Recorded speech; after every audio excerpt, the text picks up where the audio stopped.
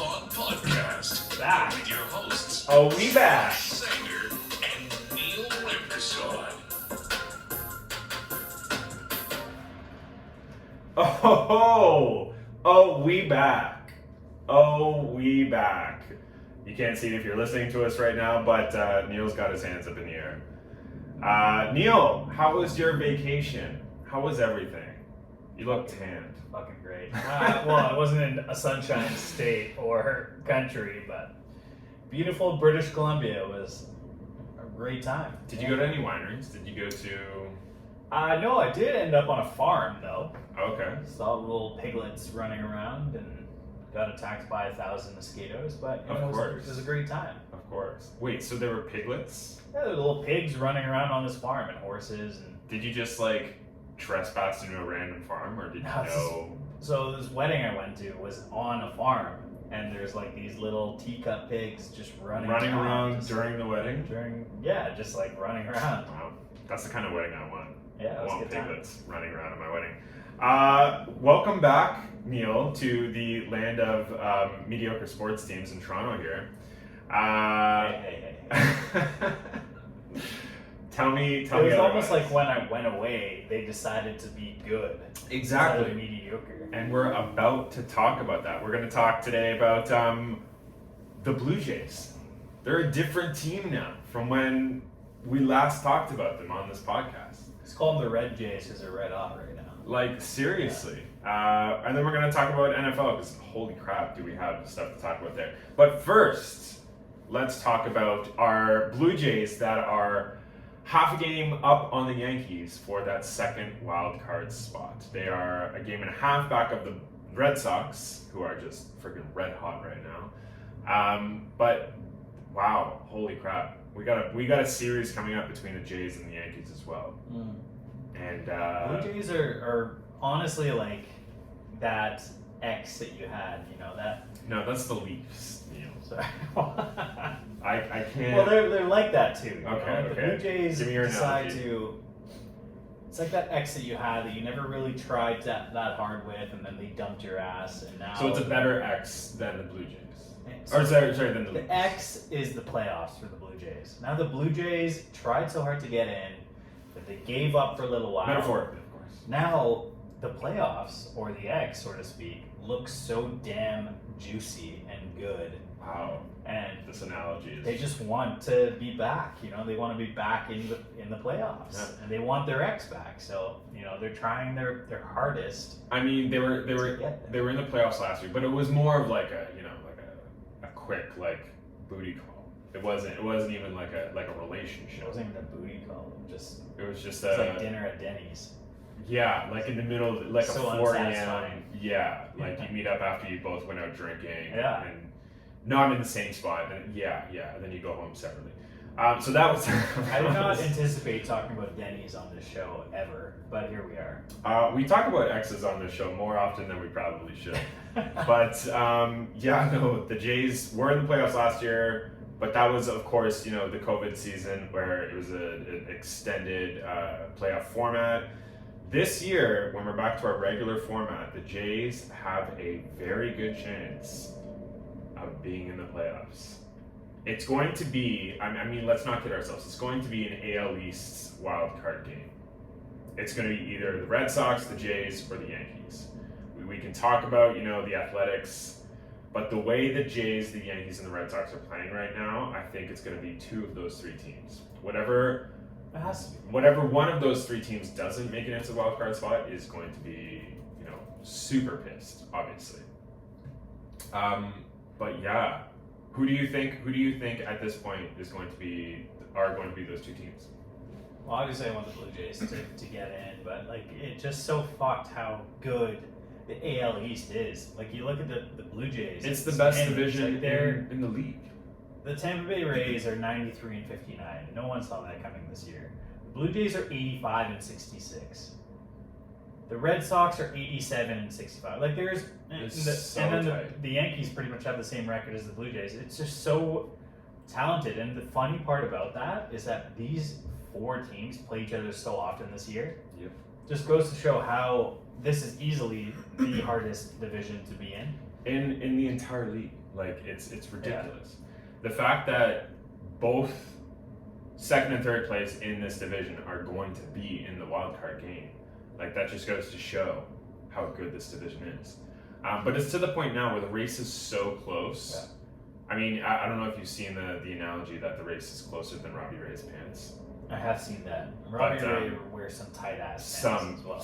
I mean, like, we're not complaining. That booty is just out of this world. But the wild card race is so tight that we have players in the game looking up at the scoreboard at the other scores and getting visibly upset. Yeah, Garrett Cole. Yeah, when they see that, you know, the Jays are winning or the Red Sox are winning or the Yankees are winning. Like, we want to make sure that not only are the Jays winning these games, but make sure you're paying attention to the Yankees games and the Red Sox games, because they have to lose in order for us to make that wild card game.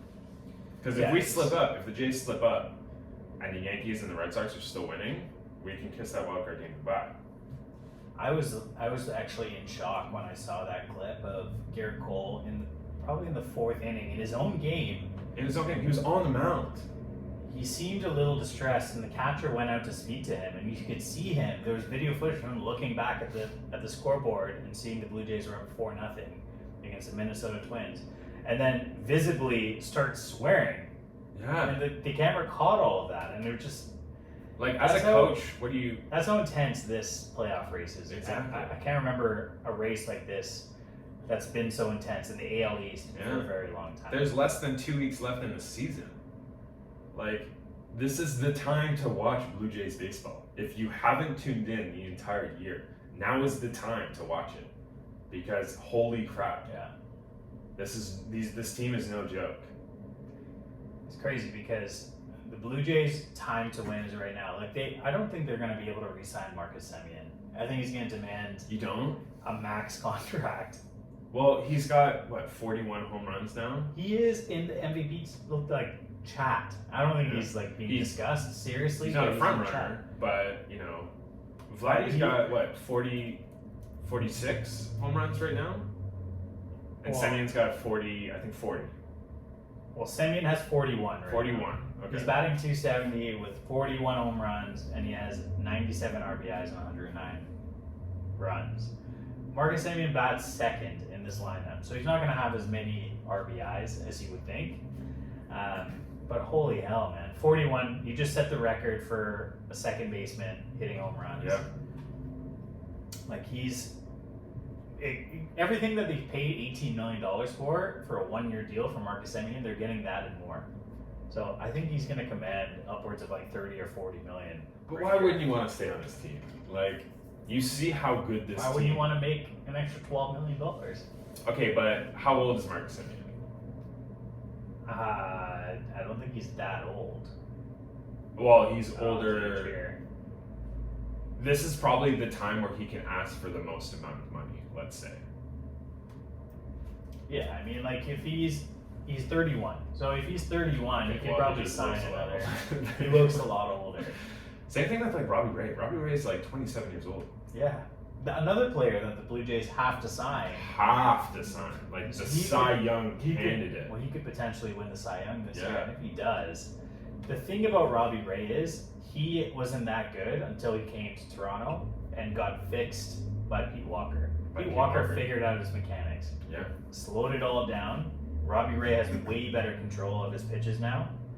He's still striking out players at a ridiculous rate. 100%. But what he's doing, he's setting records right now. He's still giving up homers. He's still Robbie Ray, don't get me wrong. But what he's doing is his control is better. He's walking way less batters. By walking less batters, there's less batters on base. There's less potential for runs on the bases. Then that limits his runs. And now he's just striking out players at will.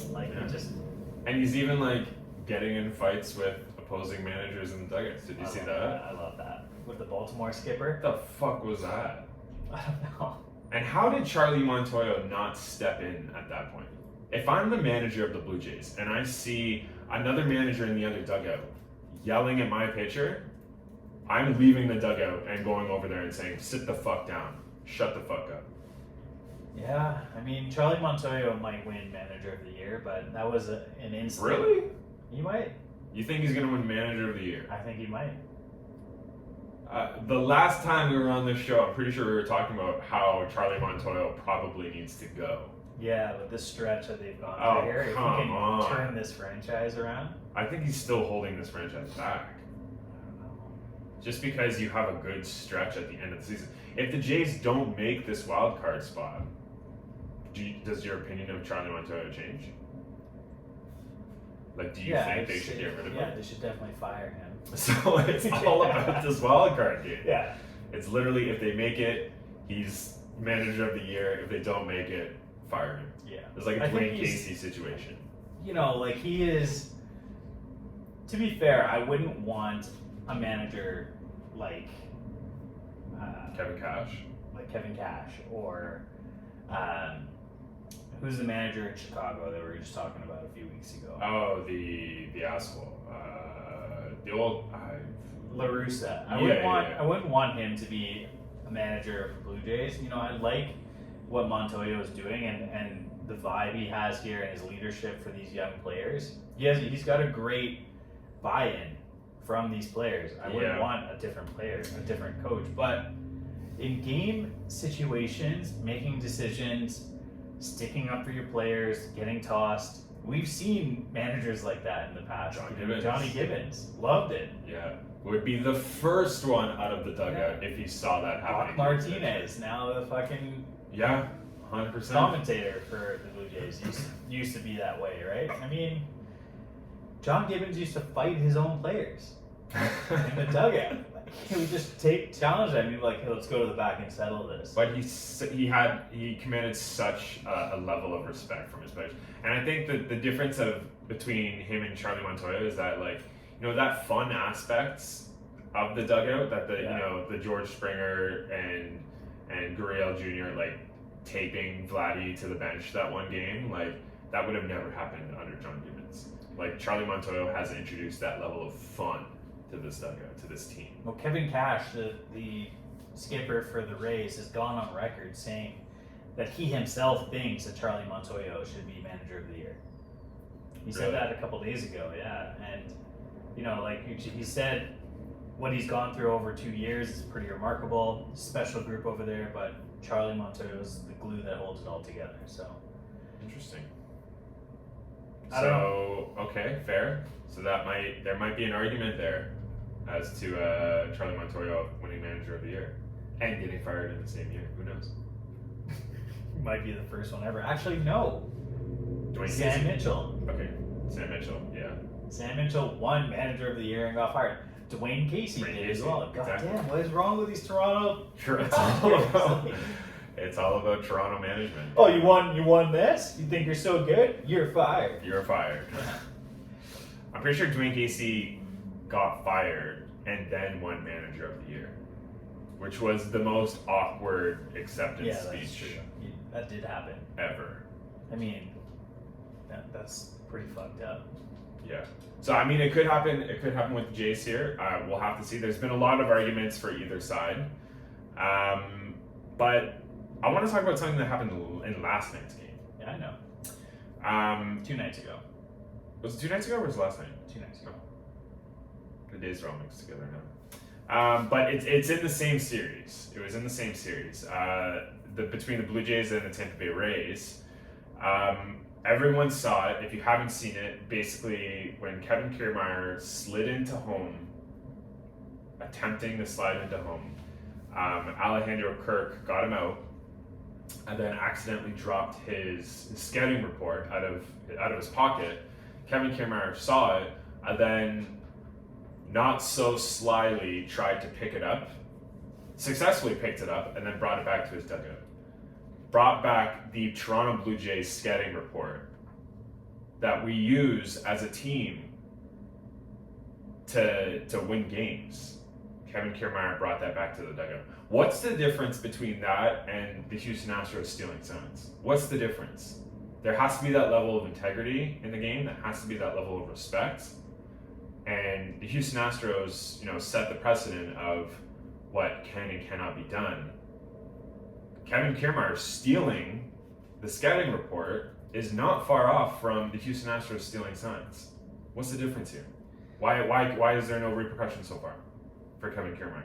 I don't think it's exactly the same, but I still think there's It's a not level. exactly the same. There's a level of he knew what that He was. knew exactly what he was What else doing. would it be? A fucking bubblegum wrapper? Yeah. Like, oh, let me just take this here. You looked at it. You saw the video of him looking at it, and Looked looking down. around, Yeah. and then taking it with him. Picked it up. And yeah, I mean, like the integrity of Kevin Kiermaier was never that great. You know, no one ever trusted Kevin Kiermaier. But now we know he's a piece of shit. Because Now we know he's a video piece of shit. evidence. And you know, now I'm reading breaking news here that Kevin Cash and Charlie Montoya have worked out the Kirk, Ray and Jay's card controversy. The word is that Okay, so yeah, I want to hear Kevin Cash has returned the card and after made how apologized- many copies of it? and apologized to him, to Charlie Montoya, Pete Walker, and Ross Atkins. And he said, Montoya also said that Cash is his friend, and now it's water under the bridge. Or he said it's agua under the bridge. Did he But- actually say that? He said it's agua under the bridge. Of course he did. But I mean, like, you have the entire Blue Jays game plan for the batters upcoming for the Rays, and you now have their entire game plan in your hand, Yeah. and you still lose the game. Okay, fair enough. It's like, oh, you're gonna come at me with this? Okay, bring it on. Oh shit, I saw that coming, and I still lost anyways. That's how fucking stupid the Rays are. Like, maybe they didn't look at the card. I don't know, because the Blue Jays won last night 4-2. So who knows? If they had a plan of attack to attack the Rays players, at the end of the day, this is still baseball. You can know what a person's game plan is against you, and then you can look for something else. Yeah. So maybe the Blue Jays did that on purpose. Maybe it was a tactic. Well, by the they Blue Jays. knew that it was taken because they refused to come out for the next inning. Like, and they had to like be brought out by the umpires. Yeah. So like, there was that tension throughout the game. So that Do you might think have this might have been a tactic by the Blue Jays? planted that on the ground. If it's not outside the realm of possibility. They're only 7.5 games back of the Rays. I mean, yeah, maybe Maybe I should go on another vacation. they're not going on another vacation. Come back, Come back, and be and they're- head of the AL East. Yeah, to finish off the season. Who knows? The Rays could lose every game going forward, and the Jays could win every game.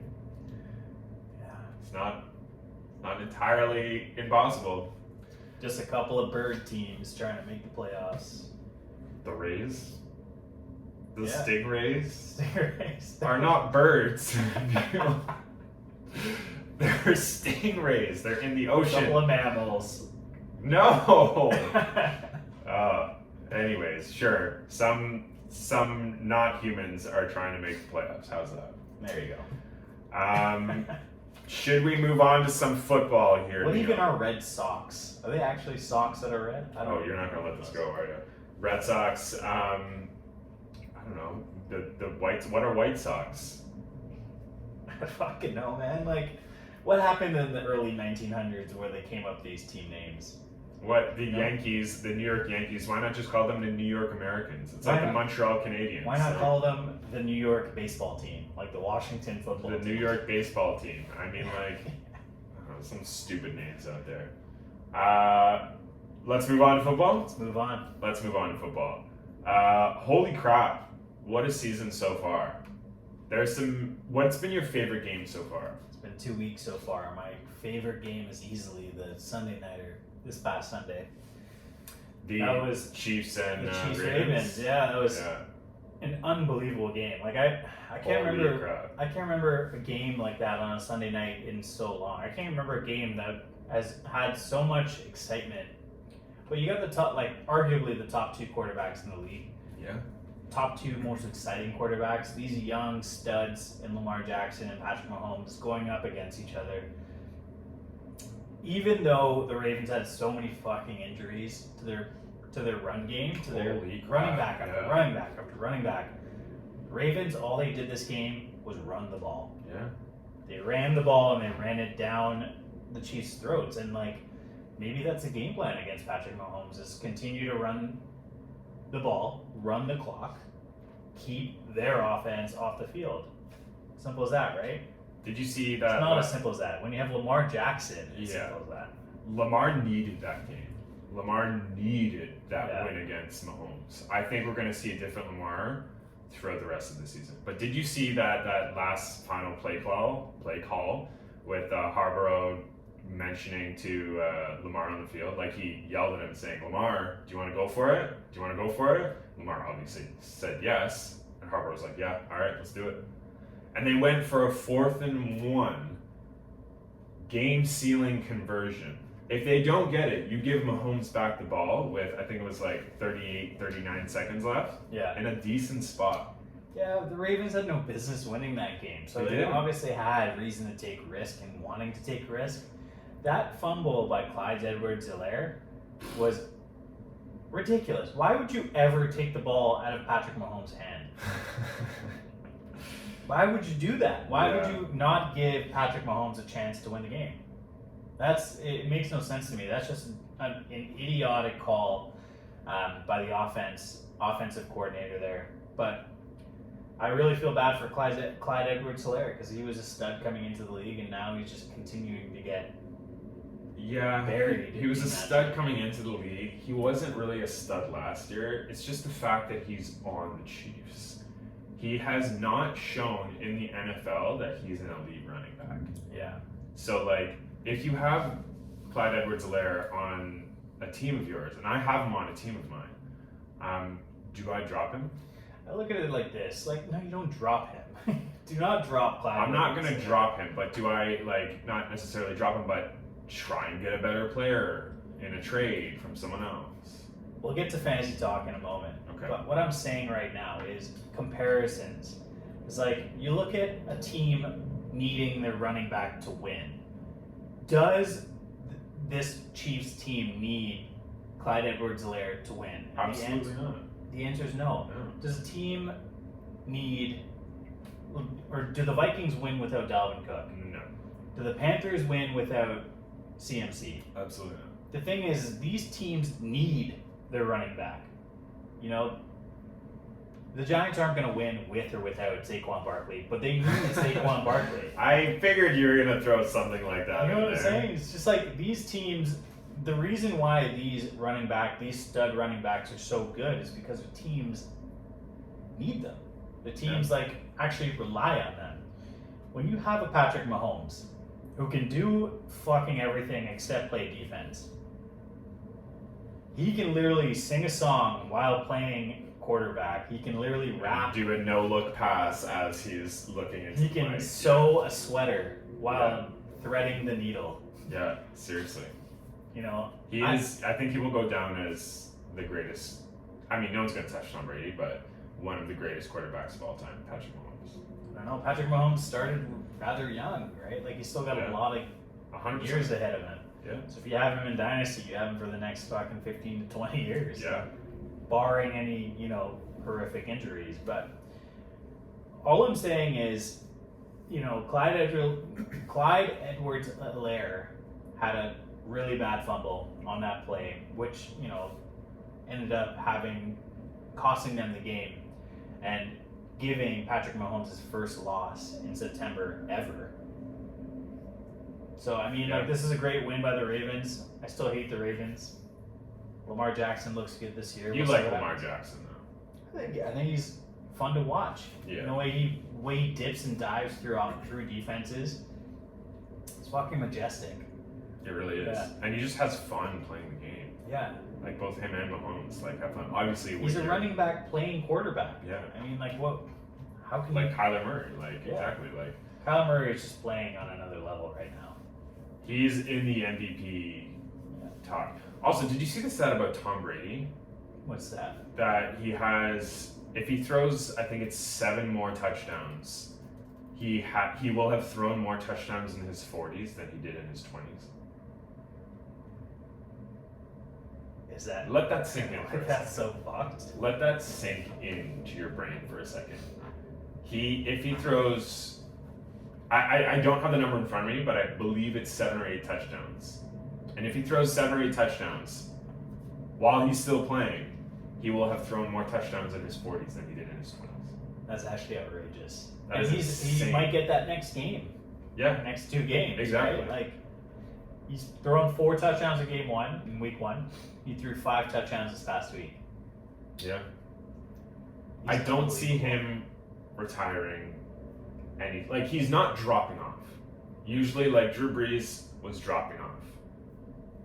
There are some players that that understand that they're dropping off.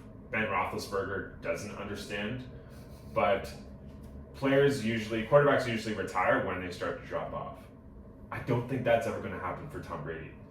I think he's just going to retire when he wants to retire. Like, he's living in Florida now. He said it on a show with Gronk the other day about how he's in a retirement state, literally. Florida is a retirement state, and he could retire and ease into it right then and there. But, like, he's never going to drop off, is my point here. He's having fun. Well, I mean, that's one of the games. Tom Brady is going to be a factor this year. You're going to see him in the playoffs again. They're the favorites to win the Super Bowl again. Yeah. Rightfully so. When you have Gronk, Antonio Brown, Chris Godwin, Mike Evans, Leonard Fournette, everyone on this team is contributing. Ronnie Jones, like, they just went out and signed other players. Like, their offensive line is stacked. Like, their defense is stacked. Like, this team is super well rounded. There should be no problem with them getting back to the Super Bowl. Yeah, So, absolutely. I don't see anyone standing in their way getting to the Super Bowl. are you surprised by anything through 2 weeks so far? The Green Bay Packers' first game of the season, I was surprised by. I bought in on many of my fantasy teams. I bought in on the Green Bay Packers. I bought in on Aaron Rodgers, Aaron Jones, and the fact that this was going to be, and it's still probably going to be Aaron Rodgers' year to prove that he's still got it. Mm-hmm. Like, he had an MVP caliber season last season, but a lot of people are counting him out because, obviously their playoff struggles have been a thing forever. But he needs to prove this year that he's still got it if he wants to either A, stay with Green Bay, or B, sign a big contract on another team. He's got to use this year to show that he's still got it. And to come out in that first game and score 1.3 fantasy points was just, oh my God. Yeah. Like, it lost me my week because There's a lot of panic after that. yeah, when Aaron Rodgers suffers, the rest of the team suffers. So if you have Devontae Adams, Valdez-Scantling, Aaron Jones, Tunyon, you're gonna suffer your teams. I lost my first week because of that. So I mean, it obviously looked a lot different in their game too. Aaron Jones, I think, scored 4 touchdowns. Aaron Rodgers went off, so they're gonna be okay. I was going to say the Giants have surprised me, but no one's surprised by the 0-2 Giants to start the season. What about you? Any surprises from your side? I feel the biggest surprise for me is the Arizona Cardinals of the first 2 weeks and how fucking ridiculous their offense is. They're averaging 36 points a game. Their offense is. Kyler Murray is playing on a nuclear level right now. He wants that MVP. But I wouldn't even, point my finger at Kyler Murray to this 36 points a game. I would point my finger to Cliff Kingsbury, however you say his name. And, this is what he was hired to do when he was brought in 2019. And, it's taken them some time to get to this point. They've had to get their personnel correct. Ridiculous trade that they made for DeAndre Hopkins. I still have no idea how they managed to swindle the Houston Texans like that. Oh, baby. To get Kyler a bona fide number 1 like that, to go out and compliment a Christian Kirk, to now draft a Rondell Moore who looks electric, to pick up an aging but still capable AJ Green, who was a number 1 not so long ago. You know, like this. And then go and get JJ Watt. To go out and get JJ Watt, you know, we're not even talking about the defense, just talking about the offense. Yeah. And this team is now in a state where they are someone to fuck with. You know, someone who can make some real noise come playoff time, and that's probably what they're going to end up doing. Is Kyler Murray, barring any injury, you know, will be talked about as the MVP this year. He's going to continue doing what he's doing. He's only getting better. He's only been in the league for so long. But let's not forget where he was selected. He was selected number 1, right? So he was drafted in the MLB draft as well. I know, by the Oakland A's. Yeah. But let's not forget, this team selected Josh Rosen and wanted him to be the franchise quarterback. Then the very next year, they're like, oh, Kyler Murray's available? Go fuck yourself, Josh Rosen. Now where's Josh I Rosen? wish my Giants would do that, but we'll get into that. Yeah, fair point. So yeah, I mean, like, I think this start that they've had is very real. I feel like it's going to continue. I feel Murray's going to continue to take the types of strides that he has so far. When the game slows down for Murray, this is the kind of production he can have, and that's what he's seeing now in his, I think, 3rd or 4th year here. 100%. Another thing that surprised me is the Las Vegas Raiders. Do they look like a legit team? I don't want to talk about the Raiders. Like, they are not. I know you're a Steelers fan and you don't want to do this, but I think they look like a legit team. Derek Carr. They don't look like a legit team. They do though, Neil. They do this every year. I know.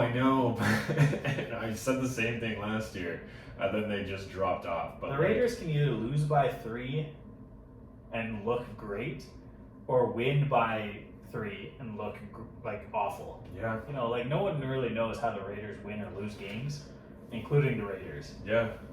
But the thing is, like, they're not even fully healthy right now. Like, Josh Jacobs was out for this past game, and, like, they looked good. Josh Jacobs is not even the starter on that team anymore. Apparently not. Kenyon Drake isn't even the starter on that team. But I know they might give No, I mean, they're number 1 in that division right now at 2-0. Yeah. But I mean, the Raiders, they may make the playoffs, but I don't think they're going anywhere this season. They just don't have it. No. I also just don't trust Derek Carr. All he does is funnel passes to Darren Waller. That's all he does. There is no number 2 on that team. There's a number 8, 9, and 10, but number 1 through 7 is Darren Waller. Fair enough.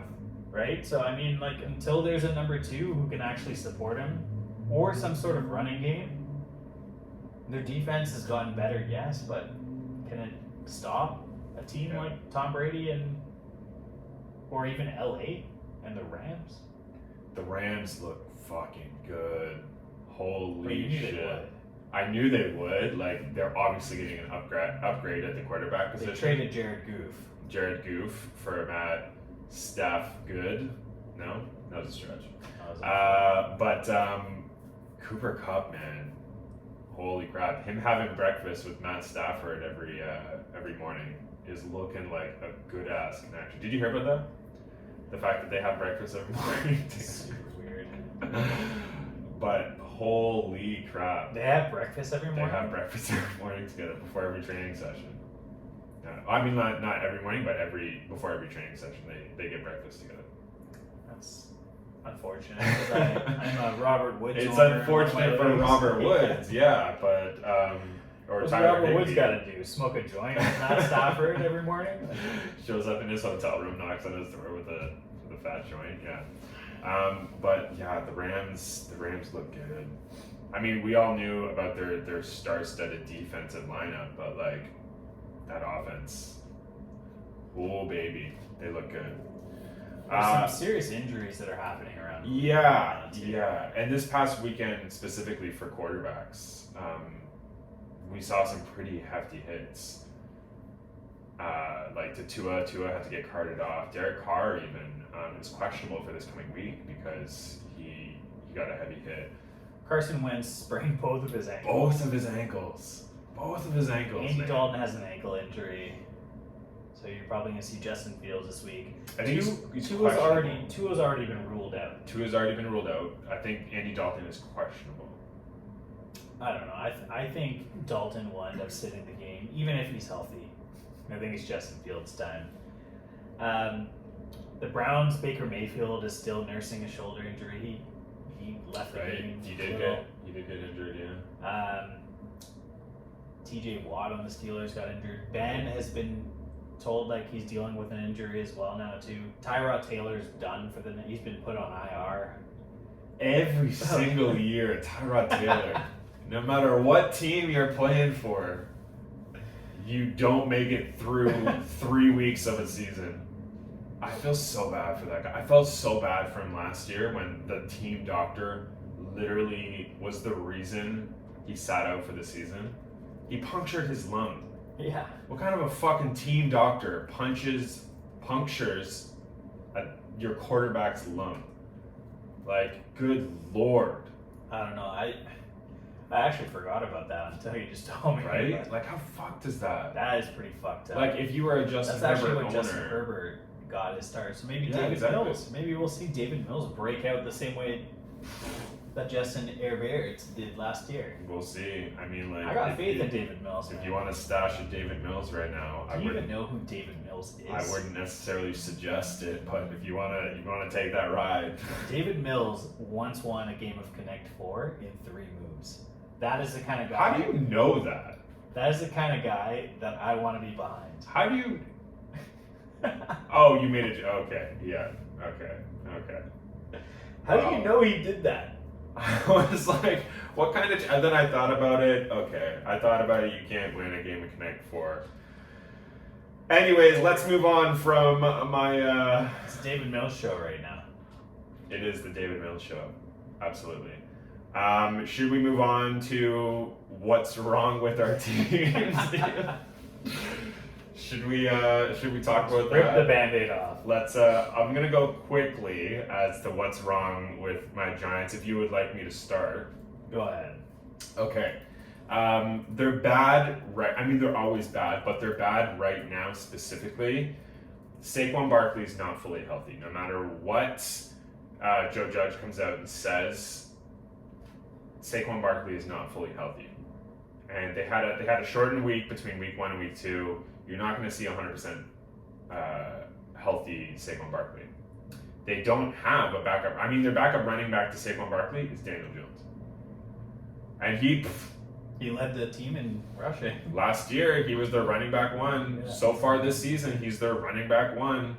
He got that huge running touchdown last week that got called back after a stupid call. What's wrong with the Giants is that Daniel Jones plays for the Giants. End quotation.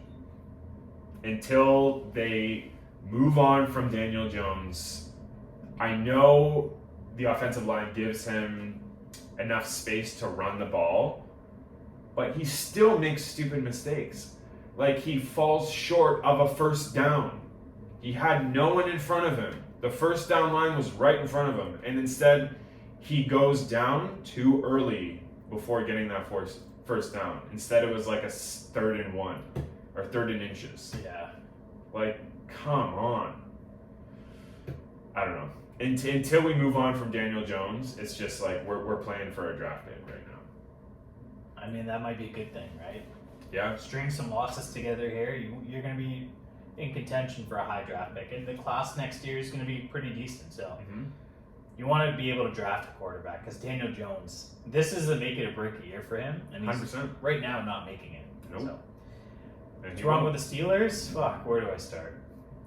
The offensive line is a mess right now. Yeah.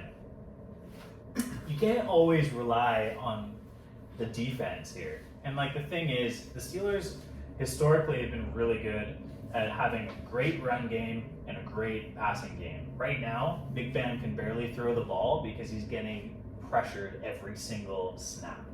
He's been hit 10 times this year. Mm-hmm. You know, he's been under pressure probably half the time that he's snapping the ball. And it's because the offensive line. Najee Harris, they spent a first-round pick on him. They drafted him 24th overall. He's a stud. Did you see that fucking? I mean, you obviously saw that stiff arm. Of course, I saw that stiff arm. Holy That's what shit. Najee Harris is. Thing is, That's like a Derrick Najee Henry Harris has stiff arm. no lanes to run in right now. That is like a True. Derrick Henry stiff arm. Yeah. That's like a beast mode stiff arm. Yeah. And that was a grown man stiff arm. It was but impressive. Yeah, absolutely. That's where we're going to see it with Najee. I just don't know if it's going to happen this year with this offensive line because of how, ineffective they are, how they can't protect Ben. If this is Ben's last year, then Which it will be. I don't know what they do from here. Maybe they go out and trade for Deshaun Watson. Maybe they go out and draft a quarterback next year. Maybe they trade for a Tyrod Taylor and get a couple weeks out of him next year. Get the first 2 weeks out of him. Yeah, fair enough. There's options here. Maybe Aaron Rodgers will be available next year. I don't know. There's a lot of things still to be discussed here, but the Steelers know that there's some problems to be fixed here. Mike Tomlin has never had a losing season with the Steelers. I don't think he will this year either. I just don't see this team being a real threat in the playoffs with this offensive line. They just got to get it fixed. So, well, remember last year? I think they're still riding off of that losing streak from last year. Like they started last year. What was it? 11-0. Was their record? They started 11-0 last year. Yeah. And then they were shit. They were terrible. Yeah. And then I think they're still reeling from that horrible playoff performance last season. Who knows? Now that we've destroyed our own teams, is it F-POW time? It's F-POW. Soundbites. All right, Neil. Do you want to start? Well, how many pickups are we doing here? Let's do 2 each? Let's do 2. Let's do 2 each. Okay. Well, my first fantasy pickup of the week this week, if he's available in your league, please go out and get him. His name is Rondale Moore. I knew you were going to say that. Rondale Moore. And I used, apparently unknowingly, a second waiver priority on him this week. So I feel like I need to catch our listeners up on this. Neil didn't know that he had the second waiver priority in our league. And so, I mean, like, Rondale Moore is not a bad pickup. Don't get me wrong. Great pickup. However, there will be better pickups as the year goes on. And me personally, I was behind Neil in our waiver priority. And now I have number 1 in my waiver priority. So I'm waiting for that superstar to go out on waivers, and I know that he's mine. So anyways. Okay, your team needs like 3 or 4 superstars to revive. Yeah, I'm 0-2. I'm not proud of it. Let's move on, Neil. There you go. Maybe that's why I used my second waiver priority. Neil's also. I'm also 0-2. Anyways, Rondale Moore is my fantasy pickup of the week. He looked electric. He's a rookie. Week over week, this past week he had 117 yards and a touchdown. I think you want any sort of piece of this Arizona offense. If they're putting up 36 points a game, Kyler Murray's going to be throwing it at least 40 times a game. If he's available, which he shouldn't be at this point, go out and get him. Rondale Moore. Absolutely. Good point. My first waiver pickup, if you are looking for some wide receiver consistency, I picked him up this morning. KJ Osborne, the wide receiver for the Minnesota Vikings. Adam Thielen, in my opinion, is going to drop off this year, leaving room for Justin Jefferson and KJ Osborne. KJ Osborne is in his second year. If at any point Dalvin Cook goes down, Kirk Cousins is going to throw the ball a hell of a lot more. And KJ Osborne looks really good so far. The targets are there for him. And, like I said, they're going to throw the ball a lot. So, KJ Osborne, you don't necessarily have to start him right now, but I would stash him immediately if you can. He's only rostered in 21% of Yahoo leagues. So are you not worried about like Adam Thielen scooping up all red zone targets? No? Nope, I am not. KJ Osborne, let me read you off his stats. He's got 9 targets in the first game. He's got 6 targets in the second game. He has a receiving touchdown, in game 2 and 76 yards in the first game, 91 in the second game. So I'm feeling good about KJ Osborne. I'd say that's pretty good. Yep. Second player I'm going to ask you to pick up is go to your waiver wires and pick up.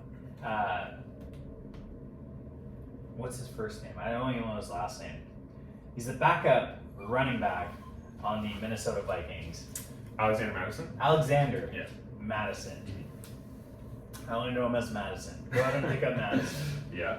But pick this guy up. You know, Dalvin Cook exited the game last game, and you know we don't know what the extent of his injury is. Is he still officially questionable? He's still officially questionable. Okay. Alexander Madison, when given the opportunity last year, flashed. You know, he had some poor games, but he had some real beast mode games. And I feel like if, you know, with the history that Dalvin Cook has had, with the injury history, I feel like it's only a matter of time until we see Dalvin Cook missing games, probably for an extended period of time. He will. He will miss games. Go out and get this guy. If he's not already rostered, get him on your bench. Just have him sit there until the inevitable happens, until a broken leg happens or a broken fibula. Knock on wood that it doesn't actually happen. I mean, if that happens to Dalvin Cook, my pick that I just mentioned is going to get a lot more targets as well. Was he going to run the ball? Yep. KJ Osborne. Yes, he is. Go ahead again. Alexander Madison. My second pickup is for this week only. Let me preface this. Is for this week only. David Mills. No, it is not. But as soon as this One, week two, is three, and over, 4, all 4 of these pickups should be David Mills. Just saying. as soon as this week is over, please drop this player. But for this week only, you can pick up Daniel Jones. Oh my God. You can pick up Daniel Jones. He's getting Evan Ingram back. Kenny Golladay is going to be Kenny Golladay was coming off an injury. He's going to be at 100%. He's got Sterling Shepard. He's got Darius Slayton. Saquon Barkley is going to be 100%. Maybe. We'll see. But Daniel Jones is still going to run the ball. He's the running back 1 on this team. He's playing the Atlanta Falcons, the team that's got one of the worst defenses in the history of football. Daniel Jones is a good pickup this week. If you're in need of a quarterback, if you're in a super flex league, go pick up Daniel Jones. For this week only, then drop him. I don't know. Drop him so quickly. He has 2 touchdowns and no interceptions. He's a 4th-ranked fantasy player. He's only owned in 36% of leagues. Yeah. That rushing upside you need on your team. So, I mean, Daniel Jones, if he's available, please get him rostered because that's... Roster him for this week only, and then drop him so quickly. Drop him like it's hot. Just drop him so fast. But yeah, that is my... You never thought I would say that. Never thought you would say that. But for this week only. Yeah. All right. All right. That is, we are officially back. One thing we wanted to mention for our next week's episode, we're going to be answering some questions from you folks. So we're going to post some stuff on our Instagram page, on our Twitter page, and we're going to leave the space open for you guys to ask questions, and we'll answer some of them on next week's podcast. Awesome. Thanks for listening, guys. We will see you again next week. 48 minutes. It's a longer one. But we had a